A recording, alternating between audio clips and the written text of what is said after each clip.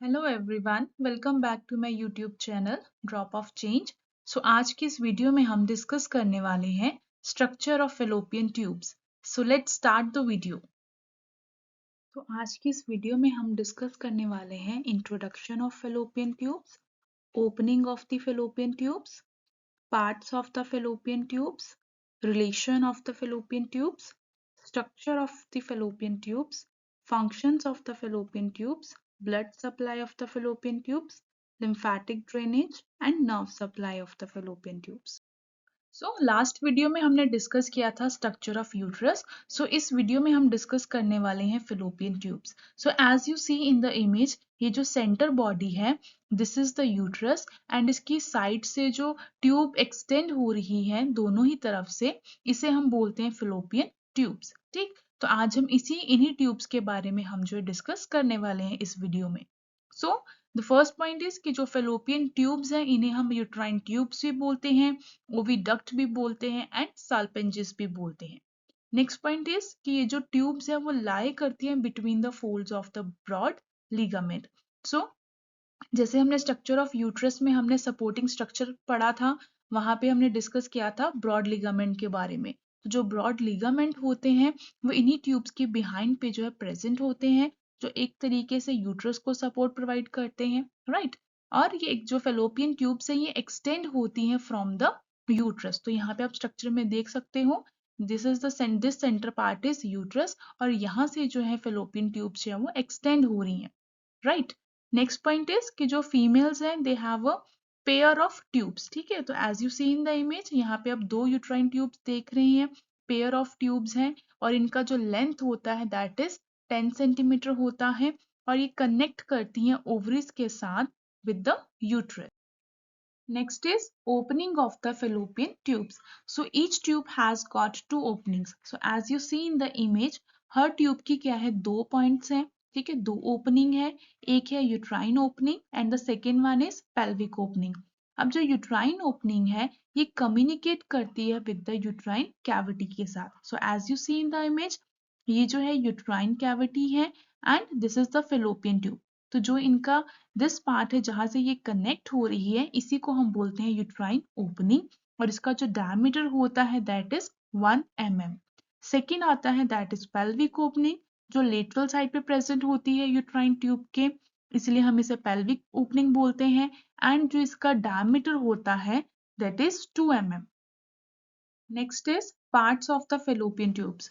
So fallopian tube is divided into four parts. First is isthmus, second is ampulla, third is infundibulum and the last one fourth is fimbriae.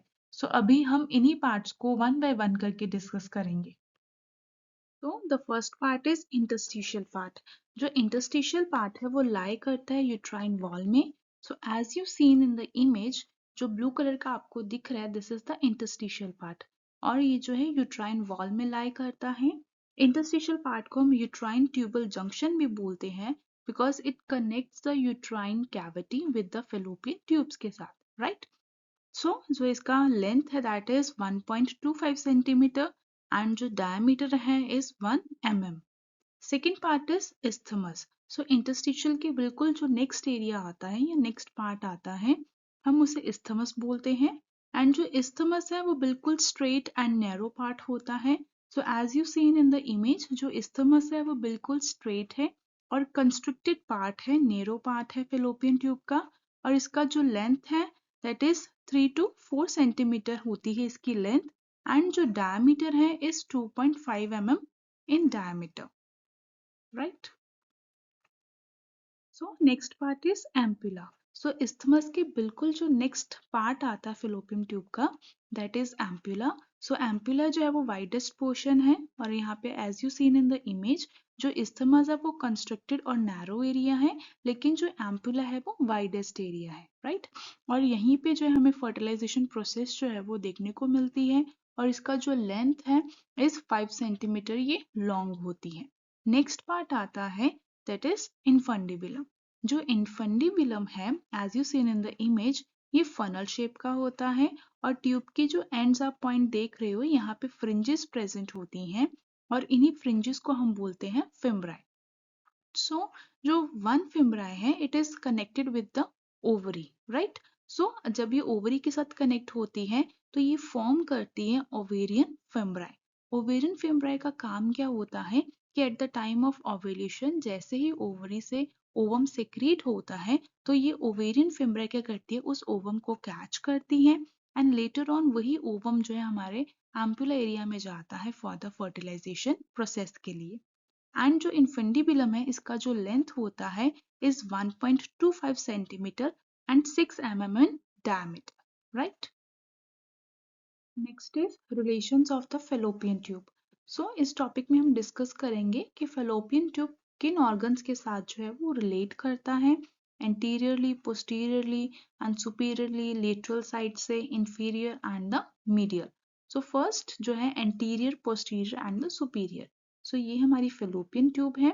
So anterior front side पे, posterior अगर हम back side पे देखते हैं और इसके superior side पे, तो इस एरिया में है दोनों साइड में क्या आ जाती है, हमारी पेरिटोनल कैविटीज आ जाती हैं, राइट। एंड लेटरल साइड पे जो है यहाँ पे पेल्विस आ जाता है on the both side. And inferior की अगर हम बात करते हैं नीचे की तरफ तो यहाँ पे हमारे ब्रॉड लिगामेंट्स आ जाते हैं एंड ओवरी आ जाती हैं। और अगर हम मिडल की बात करते हैं तो दोनों फेलोपियन के बीच में इनके सेंटर में जो है यूट्रस आ जाता है। सो यही सम ऑफ द ऑर्गन्स हैं या सम ऑफ द एरियाज हैं जिनके साथ फेलोपियन ट्यूब जो है वो रिलेट करती है। Next is structure of fallopian tubes. So fallopian tubes is mainly consist of three layers. First is serous layer, second is muscular layer, and the third one is mucous membrane. So as you seen in the first image, fallopian tube image, so this is the transverse section of fallopian tube, right? So यहाँ पे आपको clearly three जो layers हैं वो easily दिख सकती हैं. So first ये outer layer है, this is the serous layer. और ये पेरिटोनियम लेयर है और ये ऑल जो है फेलोपियन ट्यूब में ये प्रेजेंट होती हैं, सारी साइड्स को ये कवर करती हैं। सेकेंड आता है मस्कुलर लेयर। जो मस्कुलर लेयर है ये मेनली कंसिस्ट होता है मसल्स के साथ और यहाँ पे जो मसल्स की अरेंजमेंट है वो दो तरीके से होती हैं। आउटर साइड से जो मसल्स हैं वो लॉन्गिट्यूडनल वे से अरेंज होती हैं और इनर साइड से जो है वो सर्कुलर वे में जो है वो अरेंज होती है। So come to the second image. So यहाँ पे आप देख सकते हो in a muscular layer, so यहाँ पे जो muscles है they are arranged in a longitudinal way. So this is the longitudinal smooth muscle layer. And come to the second inner area पे, यहाँ पे जो muscular layer है it is arranged in a circular way में.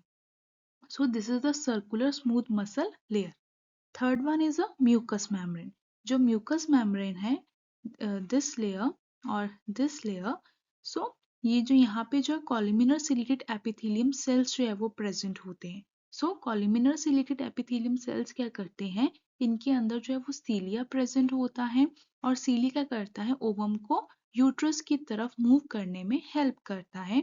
और ये contract जब हमारे मसल्स कॉन्ट्रैक्ट करते हैं तब ये सीलिया मूवमेंट में हेल्प करता है। और this is the lumen. Lumen is the opening of the fallopian tube, right? Next is functions of fallopian tubes. So fallopian tubes has two functions. First is transport of gametes. So जो fallopian tube है ये gametes को transport करने में help करता है. Second function is it provide the site for the fertilization. So as you seen in the image, यहाँ पे जो zygote है वो ampullary area से आ रहा है, ठीक है। तो ampulla में क्या होता है, fertilization होता है। एंड सेकेंड की जब जाइगोट बन जाता है तो उसकी सर्वाइवल में भी जो फेलोपियन ट्यूब है वो हेल्प करता है। सो अभी हमने जो है स्ट्रक्चर ऑफ फेलोपियन ट्यूब में डिस्कस किया था कि जो इनर मोस्ट लेयर है हमारी म्यूकस मेम्ब्रेन जो लेयर है उनके अंदर सीलिया प्रेजेंट होता है एंड वो लुब्रिकेट करती हैं, सिक्रीशंस जो है वो करती हैं, म्यूकस को सिक्रीट करती हैं जिससे फेलोपियन ट्यूब का जो इंटरनल साइड है वो लुब्रिकेट रहता है, राइट। एंड यही लुब्रिकेशन क्या करती है, जाइगोट को हेल्प करती है कि वो जो है यूट्रस तक जो है वो मूव कर सके। So this is the two functions of fallopian tube. Next is blood supply of fallopian tubes. So जो ब्लड सप्लाई है वो uterine artery and ovarian vein से होती है फेलोपियन ट्यूब को। So as you seen in the image, यहाँ पे जो आपको ग्रीन कलर की आर्टरीज दिख रही हैं, this is the ovarian artery, ठीक है। सो यही ओवेरियन आर्टरीज जो है वो फेलोपियन ट्यूब को ब्लड सप्लाई भी देती हैं, एंड सम ऑफ द जो यूट्राइन आर्टरीज हैं वो भी फेलोपियन ट्यूब को जो है ब्लड सप्लाई करती हैं। Next is lymphatic drainage. So जो drainage है is via ovarian vessels to para-aortic nodes, and जो uterine vessels हैं they will drain to the internal iliac chain. Next is nerve supply.